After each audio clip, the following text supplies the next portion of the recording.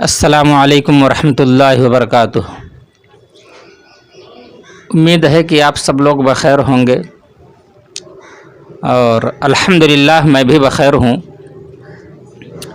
چند دنوں کے بعد آپ لوگوں کے سامنے چند منٹ لے کر کے حاضر ہوا ہوں، سماعت فرمائیے گا۔ اللہ کے رسول صلی اللہ علیہ وسلم کو نبوت سے سرفراز نہیں کیا گیا تھا۔ اس سے پہلے لوگ بہت سی چیزوں کو منحوس سمجھتے تھے۔ کچھ لوگ عورتوں کو منحوس سمجھتے تھے، تو کچھ لوگ گائے اور گھوڑے کو منحوس سمجھتے تھے، کچھ لوگ بلی کو منحوس سمجھتے تھے، کچھ لوگ گھوڑے گدھوں کو منحوس سمجھتے تھے، کچھ لوگ گھر کو منحوس سمجھتے تھے۔ لیکن جب آقائے مدینہ محمد رسول اللہ صلی اللہ علیہ وسلم کو نبوت سے سرفراز کیا گیا تو ان سب چیزوں پر اللہ رب العالمین نے وعید فرمائی کہ یہ مسلمانوں کا یا اسلام کے ماننے والوں کا یا مشرکوں کا اپنا بنایا ہوا شیوا ہے، اپنا بنایا ہوا کرتوت ہے کہ یہ لوگ الو کو بھی منحوس سمجھتے، پرندے کو منحوس سمجھتے، گھر کو منحوس سمجھتے۔ ایسا اسلام میں منحوسیت کی کوئی جگہ نہیں، نحوست کے لیے کوئی جگہ نہیں ہے اسلام کے اندر۔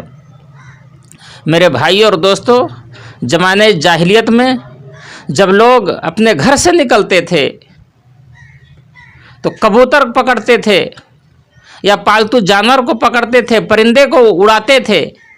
اگر پرندے کو اڑایا، پرندہ داہنے کی طرف اڑ گیا تو اپنا سفر خوشگوار سمجھتے تھے اور یہ سمجھتے تھے کہ یہ سفر ہمارے لیے باعث فخر ہوگا۔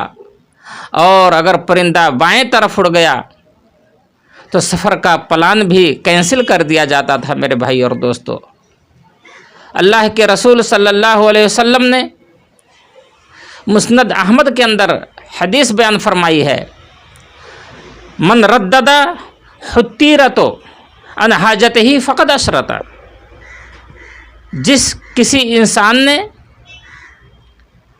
اپنے راستے کو، اپنے سفر کو، چڑیے کو اڑا کر کے اور پھر اس سے پھال کھولا، اس سے یہ اندازہ لگایا کہ اگر پرندہ داہنے طرف اڑ گیا یا بائیں طرف اڑ گیا تو میرے بھائی اور دوستو، اللہ رب العالمین نے فرمایا یہ بھی شرک ہے۔ گویا یہ شرک ہے جس نے پرندے کو اڑایا اور پرندے کے اڑنے کی وجہ سے اپنے راستے کو تسلیم کیا ہو، دایاں بایاں دیکھا اگر ہو، داہنا اور بایاں طرف دیکھا ہوا ہو تو گویا کہ اس نے شرک کیا۔ یہ اللہ کے رسول صلی اللہ علیہ وسلم کی صحیح حدیث ہے۔ لہٰذا کچھ لوگ ایسے بھی حضرات ہیں، اگر راستے میں جاتے ہیں، سفر کرتے ہیں اور سفر کے دوران اگر کہیں راستے میں بلی نظر آ جائے اور بلی نے راستہ کاٹ دیا تو نعوذ باللہ گاڑی کو گھما لیتے ہیں، اپنا سفر کینسل کر دیتے ہیں، اس راستے سے جانا پسند نہیں کرتے اور یہ سوچتے ہیں کہ منحوس بلی نے ہمارے راستے کو کاٹ دیا ہے، اب ہمارا کام نہیں ہوگا، ہمیں کسی سے پیمنٹ لینی تھی، ہمیں کسی سے ملاقات کرنا تھا، اب ہمارا جانا قابل قبول نہیں، اب ہمارا جانا ٹھیک نہیں ہے، ہمیں جانا نہیں چاہیے، اس لیے وہ اپنی گاڑی کو گھما لیتا ہے یا راستے کو کینسل کر دیتا ہے، پروگرام کینسل کر دیتا ہے، وہ کام کرنا نہیں چاہتا۔ اللہ کے رسول صلی اللہ علیہ وسلم نے فرمایا جس نے بھی ایسا کیا ہو گویا کہ اس نے شرک کیا۔ میرے بھائی اور دوستو، ذرا غور کریں، وہ راستہ جس سے آپ چلتے ہیں اس پر بلی کا بھی حق ہے، اس پر کتے کا بھی حق ہے، اس پر گائے اور بھینس کا بھی حق ہے، اس پر سانپ اور کیڑے مکوڑوں کا بھی حق ہے۔ کسی سانپ کو دیکھنے کے بعد راستہ کینسل کر دینا، کسی بلی کو دیکھ کر کے راستہ روک دینا، میرے بھائی اور دوستو، یہ بدعت ہے اور یہ شرک ہے۔ اللہ کے رسول صلی اللہ علیہ وسلم کی اس حدیث کا آپ مطالعہ کیجئے اور غور و فکر کیجئے، کیونکہ ہم اسلام والے ہیں، ہم ایمان والے ہیں، ہم اللہ کے رسول صلی اللہ علیہ وسلم کے بتائی ہوئی سنتوں پر عمل کرتے ہیں اور اللہ کی دی ہوئی نعمت کو ہم کھاتے ہیں. ہمیں اتنی تو عقل ہونی چاہیے کہ کتا اور بلی میں کیا فرق ہے.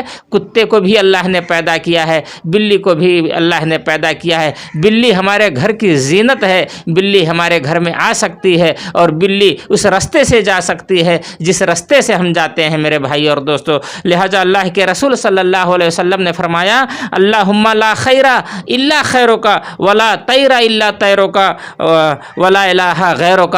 میرے بھائی اور دوستو, اگر اللہ کسی کا بھلا کرنا چاہے تو اس کا کوئی برا نہیں کر سکتا. اللہ رب العالمین نے کہا کہ ان پرندوں کو بھی میں نے پیدا کیا ہے اور ان پرندوں کو تمہارے لیے پیدا کیا ہے. اگر تمہیں کھانا ہے تو کھاؤ, نہیں کھانا ہے تو مت کھاؤ, لیکن ان پرندوں کو اللہ رب العالمین نے ہمارے لیے زینت کا ذریعہ بنایا ہے. ان پرندوں سے ہمیں خوشی محسوس ہوتی ہے, ان پرندوں کو دیکھنے سے ہمیں فخر محسوس ہوتا ہے, اور یہ بھی ہمیں احساس ہوتا ہے کہ اللہ رب العالمین نے جس طریقے سے ہمیں پیدا کیا ہے اسی طریقے سے ان پرندوں کو بھی پیدا کیا ہے. کبوتروں کو پیدا کیا, طوطا اور مینا کو بھی پیدا کیا, ان پرندوں کو بھی پیدا کیا جنہیں ہم ذبح کر کے کھاتے ہیں, ان پرندوں کو بھی پیدا کیا جنہیں ہم نہیں کھاتے ہیں. میرے بھائی اور دوستو, یہ اللہ کی مخلوق ہے, اور اللہ کی بنائی ہوئی خلقت, اللہ کی بنائی ہوئی مخلوق کو ہمیں ناگوار سمجھنے کی ضرورت نہیں. ہمیں ناگوار تو اس چیز کو سمجھنا چاہیے کہ جو ہمیں قرآن اور حدیث سے ثابت کر دیا گیا ہے کہ تمہارے لیے جانور ناپاک ہے, تمہارے لیے جانور جو ہے حلال نہیں ہے, حرام ہے. حرام جانور کو ہم حرام سمجھیں اور ناپاک جانور کو ہم ناپاک سمجھیں, لیکن کتے یا بلی کے راستے کو کاٹ دینے سے, بلی کالی ہو یا سفید بلی ہو, بلی تو بلی ہے, کسی بھی بلی کے راستہ کاٹ دینے سے ہمیں اس راستے پر جانا چاہیے. کیوں؟ کیونکہ آخر راستہ اس کا بھی اپنا راستہ ہے اور وہی راستہ ہمارا بھی راستہ ہے, اور بلی بھی اللہ کی مخلوق ہے. لہٰذا اسلام میں اس چیز کی کہیں کوئی گنجائش نہیں کہ بلی نے اگر راستہ کاٹ دیا تو ہمارا سفر مشکل ہوگا اور ہمارا کام پورا نہیں ہوگا. اللہ تبارک و تعالی ہمیں ان بدعات سے بچائے, اور اللہ رب العالمین ہمیں ان شرک سے بچائیں جو چھوٹے چھوٹے شرک ہم کر بیٹھتے ہیں جانے انجانے میں اور ہمیں پتہ بھی نہیں چلتا. اللہ رب العالمین سے دعا ہے کہ اللہ رب العالمین ہمیں اسلام کو صحیح طریقے سے سمجھنے اور پرکھنے کی توفیق عطا فرما, اور پھر اسلام پر ہمیں عمل کرنے کی توفیق عطا فرما. اور اگر ہمارا جو ہے ویڈیو آپ کو پسند آیا ہو اور ہمارا اسلامک نالج اگر آپ کو اچھا لگ رہا ہو تو چھوٹی چھوٹی باتوں کے لیے آپ ہمارے چینل کو سبسکرائب ضرور کیجئے اور لائک اور شیئر بھی کیجئے, تاکہ پھر آئندہ ہم آپ کے سامنے انشاءاللہ ایک نئی جانکاری لے کر کے حاضر ہوں. آمین. وآخر الدعوانا الحمدللہ رب العالمین برحمتک یا ارحم الراحمین. السلام علیکم ورحمۃ اللہ.